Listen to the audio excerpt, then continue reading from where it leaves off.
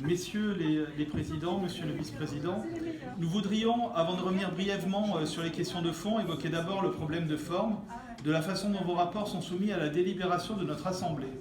Nous voici donc contraints de délibérer une seconde fois sur des rapports examinés il y a 3 mois. Vous aviez décidé en novembre dernier de passer outre l'avis du Césaire sur ces délibérations, ce qui nous avait bien sûr étonnés. Et comme votre exécutif semble incapable de suivre les procédures délibératives selon les règles, nous voici revenus à la case départ. C'est pour le moins navrant, et les Franciliens apprécieront certainement la grande légèreté, pour ne pas dire plus, avec laquelle vous gérez cette collectivité.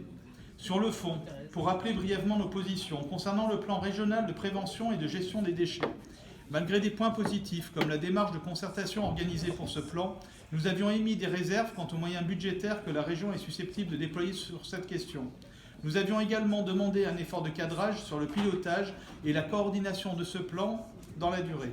Nous avions en outre insisté sur la nécessité d'une vraie prise de responsabilité de la part de l'État en matière de rééquilibrage territorial des sites de stockage des déchets afin de ne plus pénaliser des territoires qui ont déjà beaucoup donné, comme la Seine-et-Marne. Concernant les stratégies en matière d'énergie solaire et de méthanisation, nous avions dit notre satisfaction de voir qu'au bout de 4 ans de mandat, votre exécutif prend enfin conscience de l'importance du développement des énergies renouvelables.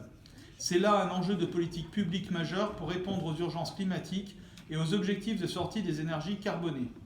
Ce devrait être un des axes majeurs des investissements de notre collectivité. Nous sommes favorables aux grandes orientations de ces plans. Mais bien sûr, pour qu'ils ne soient pas des énièmes opérations de communication, nous attendons de l'exécutif régional qu'il déploie enfin des moyens conséquents dans le cadre du budget régional. Nous avions souligné aussi, concernant notamment la production d'électricité, nos fortes réserves quant à votre souhait de régionalisation des tarifs de l'électricité photovoltaïque. Nous le redisons, à nos yeux, l'État doit rester garant de l'égalité d'accès de tous les citoyens à l'énergie sur tous les territoires. Nous avions dit également la nécessité d'une modulation des aides régionales, prenant en compte la taille économique des bénéficiaires, privés en particulier. Concernant enfin la stratégie hydrogène que nous avions approuvée, nous avions souligné que le soutien aux véhicules propres, notamment à hydrogène, ne peut pas être pour nous un encouragement à votre politique du tout-voiture ou du tout-camion sur les routes.